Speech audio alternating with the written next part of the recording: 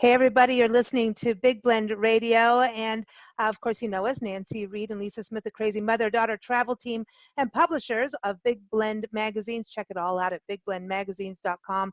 But you just heard a Gunjol, and that is from the brand new album. It's called When We Return by multi-talented, world-renowned artist and performer Simrit. And, you know, they are known for really just, I'm just going to say you can levitate to their music, okay? Where it grounds you and it makes you want to levitate and makes you feel good. And they travel the world sharing this beautiful music. And it's exciting because the album is out now. When we return, I encourage you to go to simritkaurmusic.com. And we're excited to have Simrit here today. Simrit, how are you doing? I'm doing great. Thank you, Lisa, for having me on your show. And I'm just so happy to be here. And I'm so thankful for the opportunity to share about the album and the music. Thank you. The music, yeah. And I think it's all connected also with your way of life, which I want to talk about too. But you just came back you were on tour with the album, right? And, you know, Yes. I know we're going to play Just a Glance at the end of the segment here. But it looks like you play in some of the most, I don't know, spiritually cool places on earth, you know, when I watch the video of that live performance. Well, that is, we play mostly in theaters, and we sometimes play in really epic cathedrals. And this one is probably one of the most epic in the world. And it's called Grace Cathedral, and it's in San Francisco, downtown San Francisco. And it is known for its magnitude. It is huge, and you feel like a little ant when you walk in there. I mean, literally, it's huge, and the acoustics are incredible.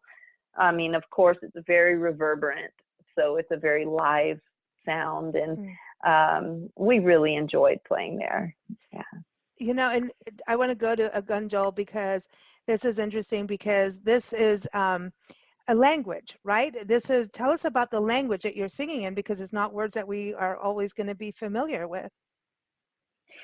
Yeah, so the language, other than English and sometimes Spanish or Greek, that I sing in is called Gurumukhi. And Gurumukhi comes from the northwestern tip of India. It's not a spoken language in the Punjab area, but it is a written language that was given about 500 years ago. It's a fairly new language. And it was given about 500 years ago to the lay people so they could have access to tools via this language to shift their consciousness and feel good and open their minds. And this language is a derivative of the Sanskrit language, which is a very ancient language. It's one of the oldest languages. I'm not going to say it is the oldest, but I'll say it's one of the oldest languages in the world. And so this is a derivative of that language because that language, Sanskrit, was only reserved for the high caste and certain, I would say, only very small amount of the high caste could practice with this language because of the powerful effects that it has on consciousness and health and well-being. And so, so just about 500 years ago, there was a language called Gurumukhi, which is this language I'm talking about, that is a derivative of Sanskrit that was meant for all the people to be able to use and experience these kinds of levels of consciousness and happiness and health and things like that.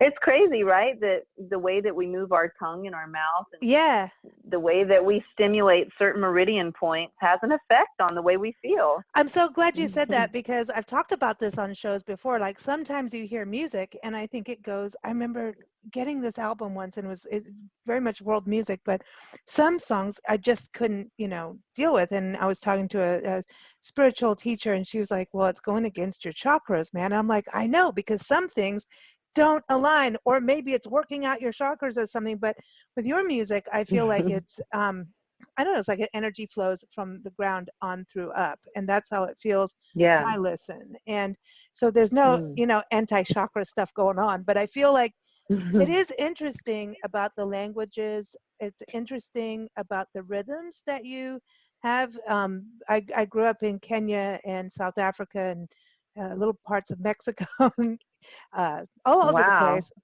And as a kid, there's just some of the rhythms because Kenya, very multicultural. I know that you do some, drumming that you've learned on the Ghana style of West Africa. And then Nancy and I listening to your music, we're listening, and I'm like, dude, that's West African. And she's like, really, it still kind of sounds East African, and it does. There's that vibe. But That's cool. Even like like Kana, I want to play that.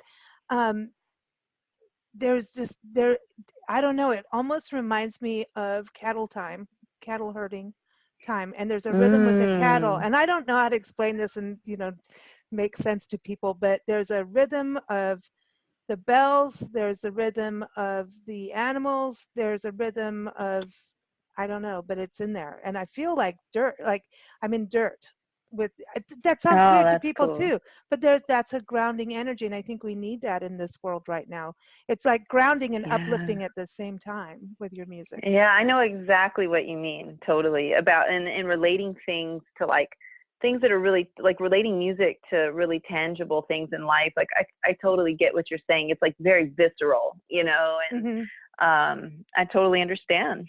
Yeah, totally. And I actually have some roots in North Africa. Like I just recently found out, I mean, I've always been attracted to African music, and I just recently found out that I have a lot of North African blood in me, DNA, and it makes a lot of sense. I'm Greek, I'm North African, I'm Persian, I'm mostly Greek, but then my secondary is like Persian and North African, and it's like, wow, and it makes a lot of sense, and there's a good percentage of that in there. So, I'm sure that these influences somewhere down the line come through, and of course, my studies with West African drums and things like that.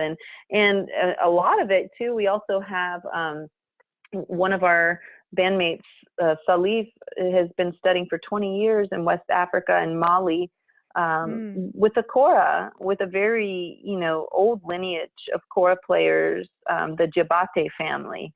And everyone's heard of like Tumani and Madu and the two brothers, or not everyone, but everyone that knows about kora or West African music knows about these guys. And this is who some of his main teachers are. So, I mean, there's just so much influence in the music that comes from different parts of the world. But really, I mean, like Greece, Northern Africa, Persia, West Africa. Like, I just feel like we're all kind of like tied in together a little bit, just because. And also the true. Eastern influence. The Middle Eastern part of it, I mean, it's all connected, right? And then, but there's this bass, and then to me, the music always seems to go, it moves on up, and then there's this bass that goes, nope, we're still here. Even though we're moving up, we're still here. We're like, there's this high run, Yes. that I love this. And you play the harmonium. Tell people about the harmonium, because it's awesome. I was like watching you play. We're like, is that a harp? No, what is that? I don't know about a harmonium. Thank you. Well, the harmonium is originally from France, actually, and it's a pump organ, and it was meant to be like a little travel organ, and that's kind of what it sounds like. It sounds like a little organ. It doesn't have as many options, or at least mine doesn't, as a full-blown like Hammond B3 or anything like that. But it's got, it sounds like an organ. It's a drone instrument. It's got these little stops that you pull out, and it's also a reed instrument. So there's the bellows that I pump that pumps air through the reeds so that the harmonium can make sound. And the harmonium was adopted by the British from the French, and then the British, when they took over India, they brought this instrument to India, and the Indians adopted it. So it was like, it's a multicultural, and it's been all over the world, and all over. I think that now people in a lot of countries play the harmonium, and but yes, it did originate in France, and it's got, I would say, my harmonium has about 3.5 octaves, but you can get harmoniums with like 2 octaves, with 4 octaves. It usually doesn't come with more than 4, but they're so interesting. And I grew up in the South. I moved from Greece, and I grew up in the Greek church, and I listened to the organ all the time. And then I would hear the organ in gospel music. I would hear it in the Greek church, and I just really love the sound of the organ and that drony sound that it has. It just has this mystical quality to it, and beautiful, like I just love the feel of it. It's round.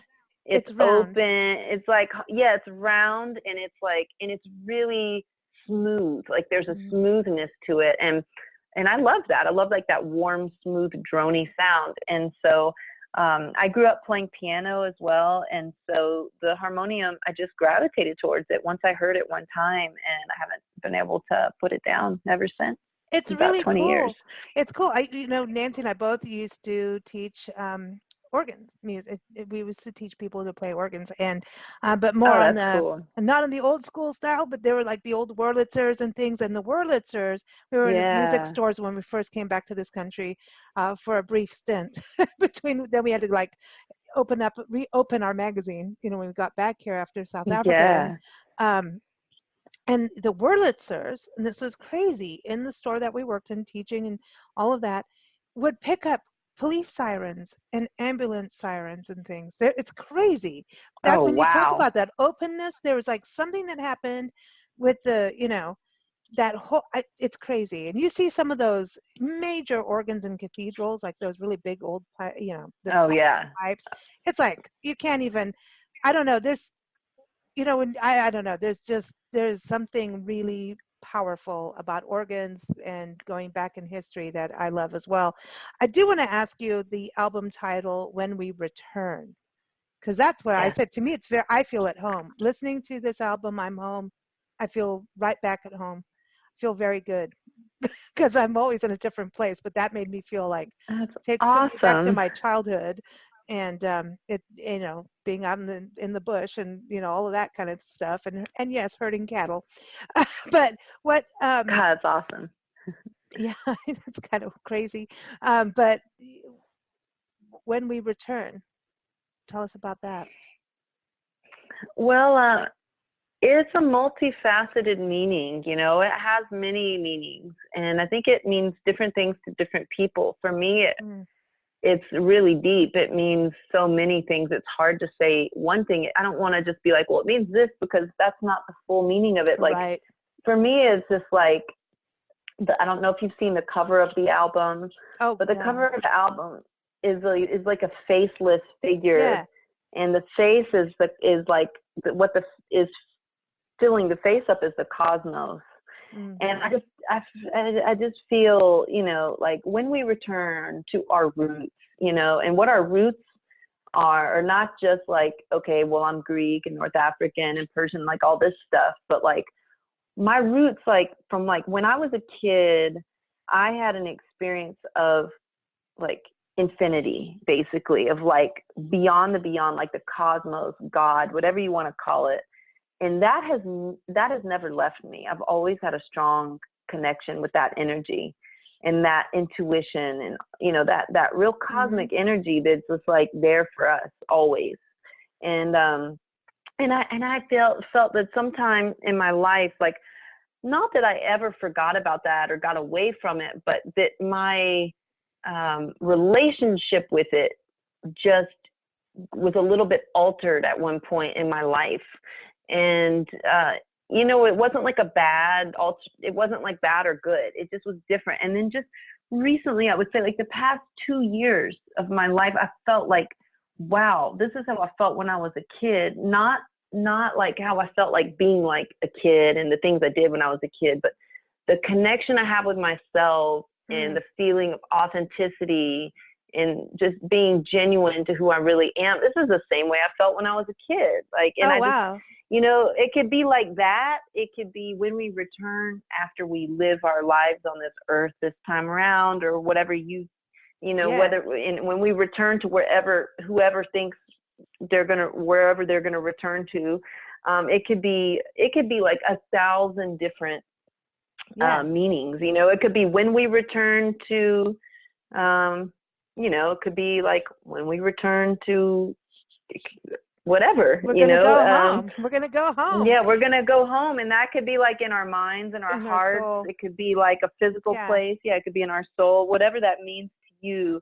It has a very deep meaning to me that I just truly can't articulate in words, but Yeah. Well, it's yeah. freeing.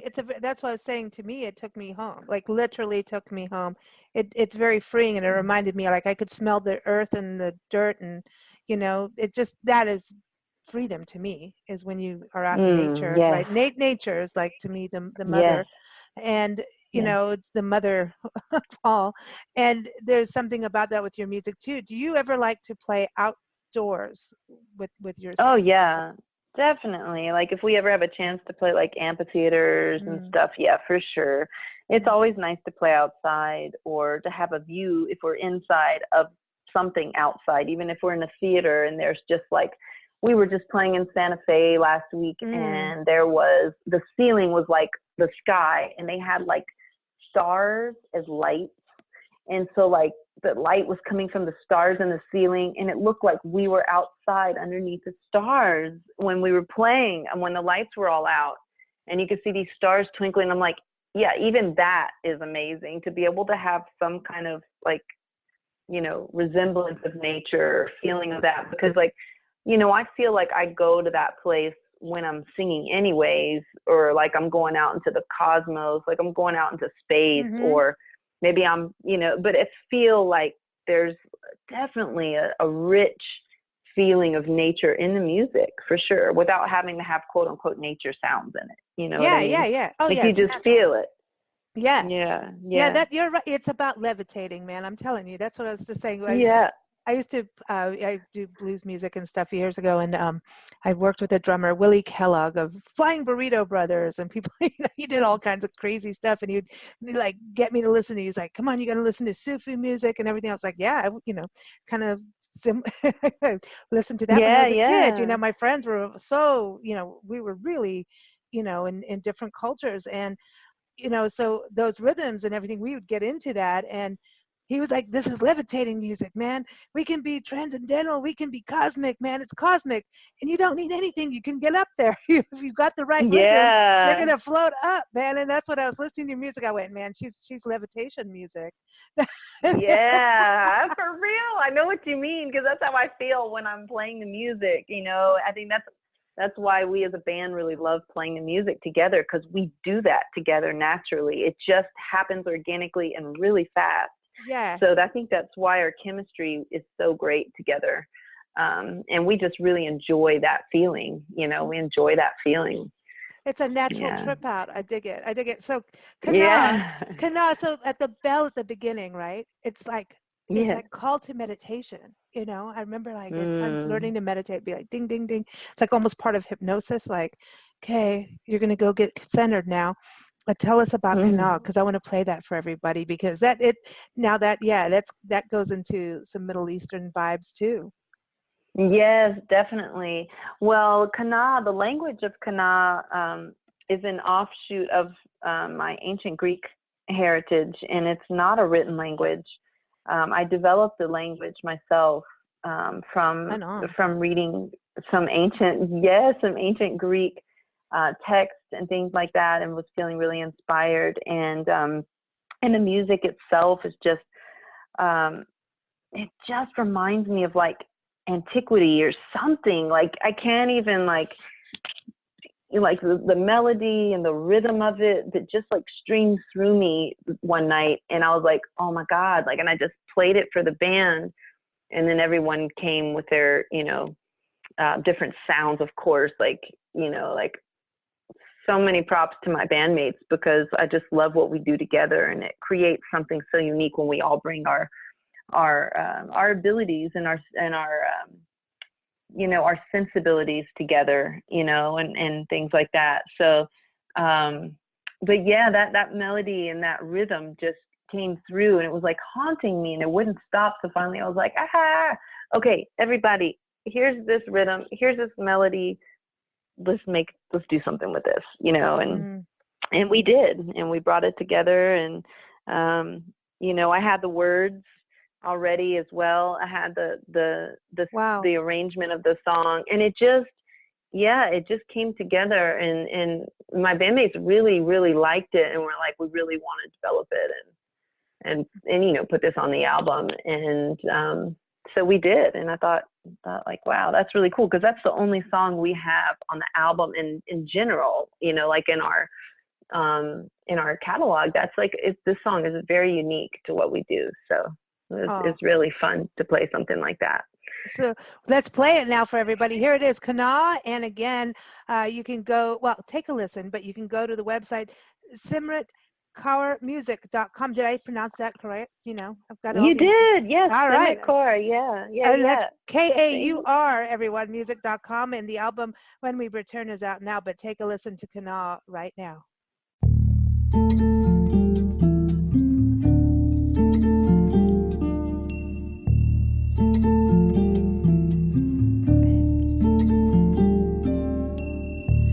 Nadare misare telecono Induri vimale to danno yete Sule vitante ramata uorifo Agrabi mille panu fevietere Sona kana Sana yere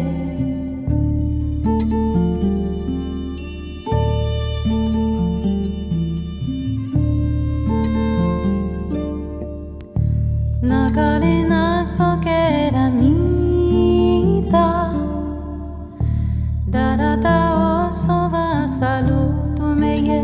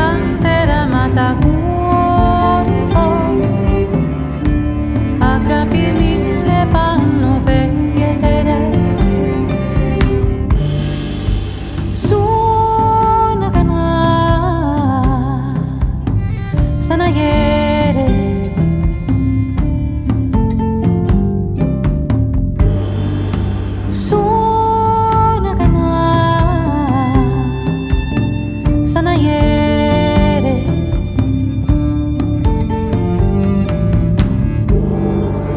Suona kana, suona kana, suona kana, sana ieri.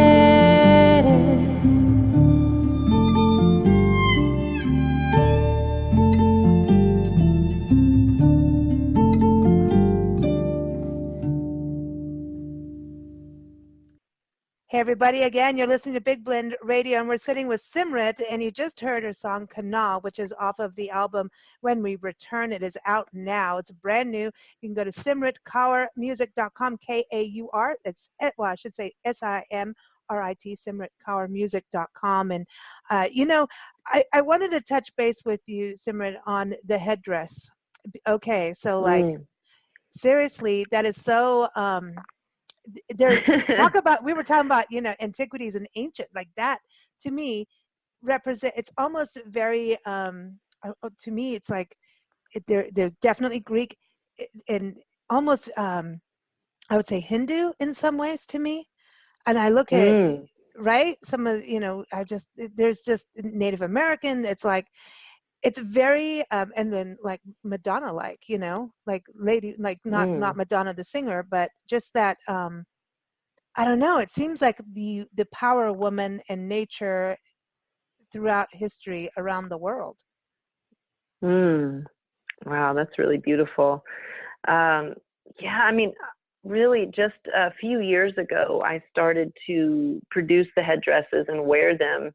I got in touch, you know, with my ancient Greek roots. And in ancient Greece, before Christianity came from the Romans, the way that the society was run was very, I would say, goddess centric, and everything was built around the goddess. Like the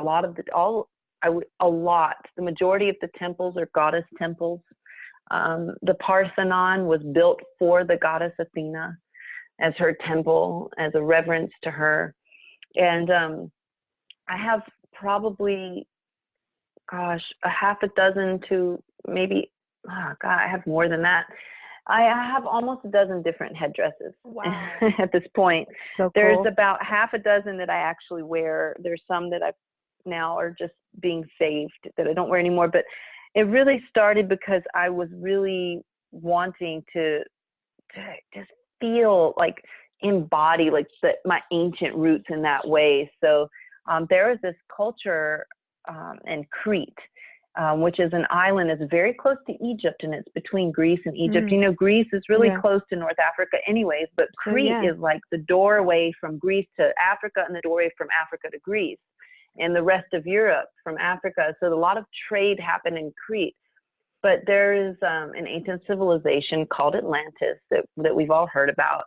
And it is said to have been, you know, on the shores of where Crete is today. And there was a beautiful civilization there called the Minoan civilization. And that civilization, it didn't have like one king or queen that ran it, but there was a king, there was a queen, but mainly there was the council of women that ran the society. And whenever they would meet and have council to decide about how things would be running and about their culture and about, it was a very advanced culture, the Minoan civilization. And it was very artistic. And these women would get together and they would have a council, and they would wear these like ornate, gorgeous dresses and these beautiful headdresses. And I was like, God, I mean, like, how amazing is that these women, you know, ran this society. And not only that, or directed it, I wouldn't say ran it, but directed the society. And not only that, but in ancient Greece, and in a lot of ancient cultures, women were more revered than they are today, and were more respected because of their inherent nature of being feminine. And the feminine, you know, the feminine was revered as divine and as beautiful and as powerful and all these things. And so, you know, the headdresses really represent that.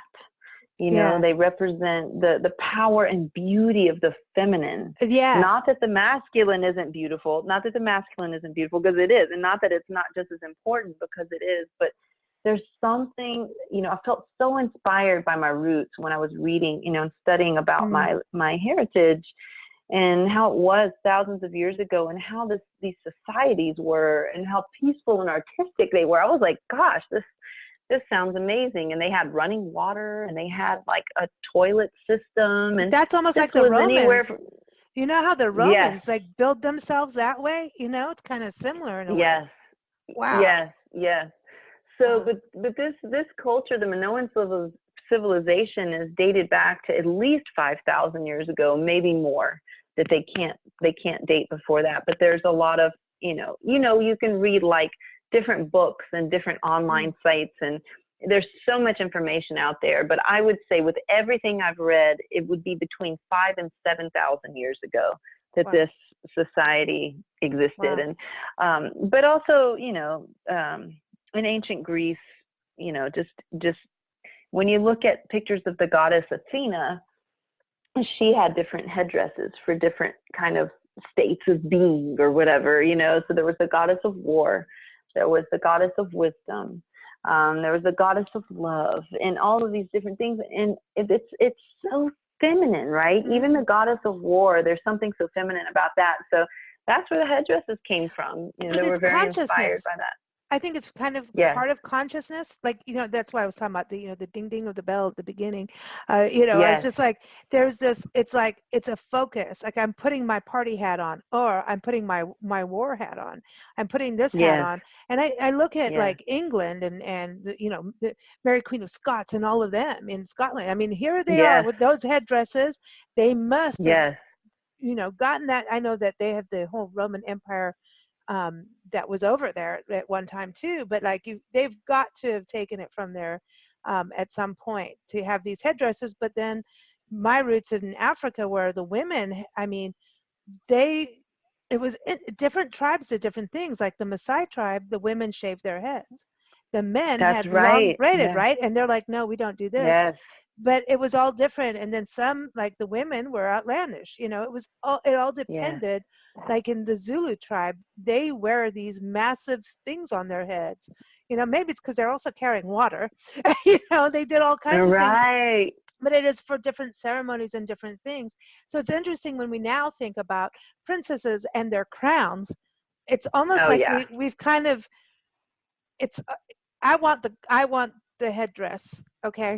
I want the yes, headdress. If we're going to yes. do a crown, I want that. But I think it is part of that consciousness of, when I put this on, this is who I am. It's like, as a Yeah, woman, it like takes you in a portal or something, you know? that You're like, it's like woof, when you're it like dressing up, puts maybe the you. makeup and all that stuff, you know, makeup. Yes, yes, Which I hate wearing. yes, I don't indeed. like makeup. I think we should just toss it out. But, Yeah, but yeah. At this point, I don't wear it either. It's just yeah, too much for me. Like, I've tried the whole cat eye thing. It looks horrible on me. I'm like, it doesn't work for me. And I'm like, okay, maybe I'm just not supposed to wear it, you're because supposed to do the it's headdress. never looked good on me. Yeah, right. It's a Right, right. headdress. I love that. I love that. So then you also study and teach yoga, and this is so. And you've got into that whole. So everything is very connected and interconnected, which is what I love about what you're doing. And you know, we're Big Blend, and that's the point. We try to teach that we're all connected, and things shouldn't be Mm, pigeonholed.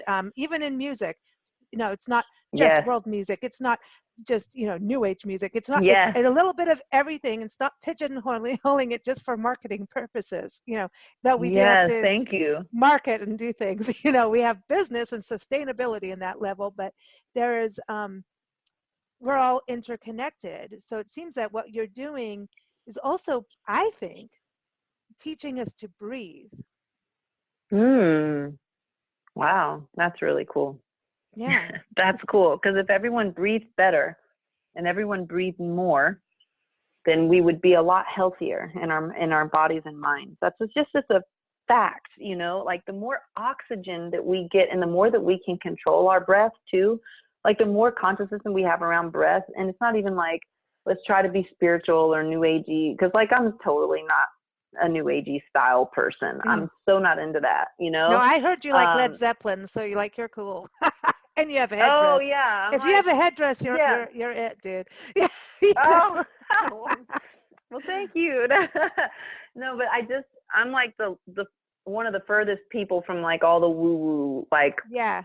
Yeah, I you know know, what you let's mean. be, you Yeah. know, so like, but I do appreciate the wisdom of antiquity and what our teachers from antiquity have been telling us from like time immemorial, basically. Like, your breath is so important. Even the ancient Greeks knew that, you know. Hippocrates knew that. Socrates knew this. Like, they all talked about how important the breath was. And also, like, any kind of, you know, teacher that is bringing the practice of yoga over to the West will also say, like, breath is so important. And I'm really into that. Lately, I've been really reading about a lot of teachings in Kundalini Yoga.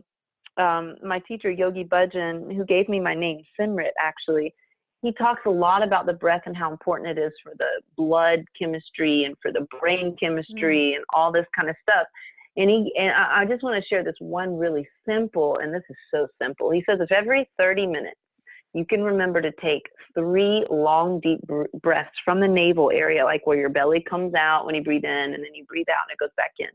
If you could do that, he said, 3 times every 30 minutes, except for when you're sleeping, of course, he said, you're going to have like impeccable health. But he's like, most people don't even remember to do that once a day. You know, he's like, just, you know, reoxygenating the blood, invigorating the blood really does amazing wonders for the mind, the body, and all of that. So You I'm know, really into that. So yeah, thanks. because I think music does that, and your music, Yeah. especially because it grounds us, then we start to breathe. When we're so uptight in the world, we stop breathing. We start to clench our Yes. jaws. We clench our fists. We start Yes. everything starts to clench, and it doesn't feel very good. And we don't even know it. Even in our sleep, you know, we'll clench. And I think that's why I was saying it's so connected with what you're doing with yoga. And then in breathing is music. I know that as a singer, as soon as I didn't do music anymore, because this life, it took me on this journey, but I appreciate music so much.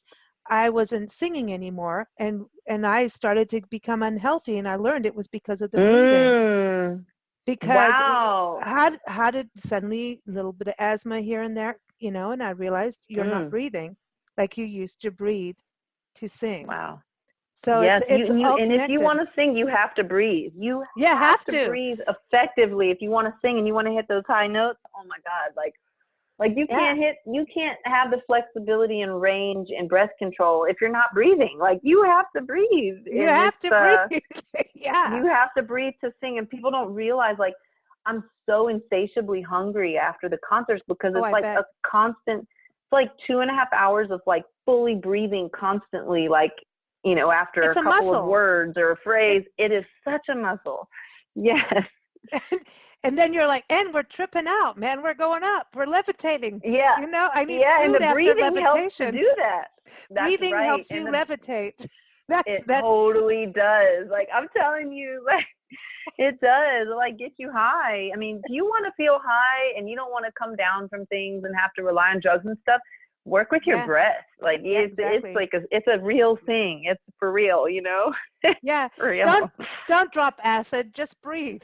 That's really Just it. breathe. And listen to Simrit's music and your awesome band. You want to, before we go, Oh, we're going to thank play you. Just a Glance. Tell everybody that's performing with Just a Glance and on the album When We Return. Oh, thank you. Sorry, did you ask me to tell everyone about Just a Glance? The band. Tell everybody who's in the Oh, the band. band. The Yes, band, thank you. because Thank you.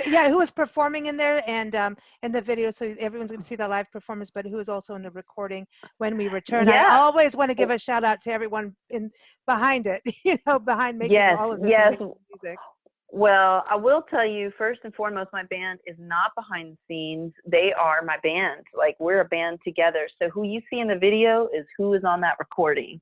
Right. So that's what's really cool about that. We travel together and play live. We record together. So Devin Ashley is is the drummer of the band. Incredibly soulful, deep pocket. I know you appreciate that coming from African music. This man, I mean, he grew up in the gospel church, and he's got the deepest pockets I've ever played with and heard. He's amazing. He's, to me, up there with like Questlove and drummers like that. Sweet. He's an incredible drummer. And then Jared May is playing bass and Moog synthesizer on the album. I love that, right? I do too. He plays it live too, so that's really fun. Shannon Hayden plays cello and electric guitar, and she is an amazing classical trained cellist, but plays through a massive pedal board to create all these crazy like sonicscapes that you hear, and like the atmosphere of like it almost sounds like a synthesizer, but that's her cello. And then Salif Bamakora who's playing the 21-string West African harp instrument called the kora, K-O-R-A. Yeah. And it's a massive gourd instrument, and it's got 21 strings made of fishing line, and he plays them with 4 fingers. That's Two what we're fingers on looking at. each What hand. was that? Was that the harp? Like, what was that? Like that? That's an instrument from awesome. Mali.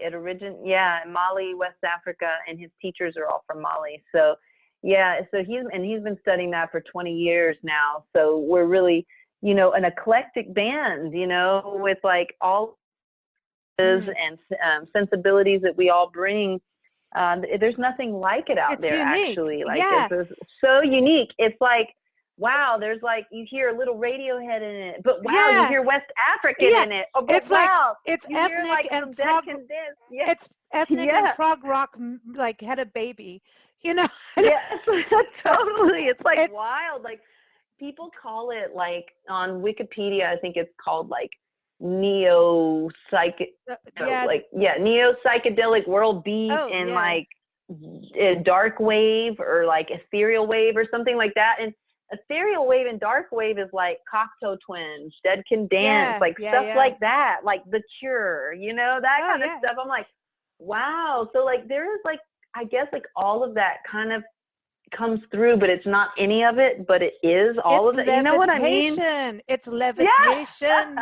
It's levitation music, it. Man. It's like, you're going to levitate. And I do want to levitate, it's like, and then meditation and stuff, like I really, in Kenya, like, so Nancy, when she first got there, like the transcendental meditation people were coming in, and they were like doing the bending of spoons and all of that stuff. And so that to me, like if we could levitate and bend spoons right now, I'm ready. I'm in. I'm on the ship. That's I'm awesome. going up. Yeah. I'm going up. Well, thank you so That's much for awesome. joining us. I know I'm all levitated now. I'm all like ready to roll. Everybody, that's again, awesome. The album is When We Return by Simrit. Go to simritkaurmusic.com, and that's SIMRITKAUR music.com. I'm just proving I can spell, We do want to thank our sponsor, nature photographer Margot Carrera. You can visit her boutique, decor, and gift shop online, and her gallery. Go to carrerafineartgallery.com. We like to say, wrap yourself in nature. She has these beautiful scarves of flowers, and it's beautiful. It's really, really beautiful. Nice. So check it out. Yeah. And of course, Big Blend Radio, keep up with us at bigblendradio.com. You can, we have new episodes Monday, Wednesday, Friday, Sunday. And here it is. We're going to play Just a Glance. Thanks so much for joining us. Thanks for having me, Lisa. I really appreciate it. It's been so fun. It has been. I'm going to go breathe and levitate.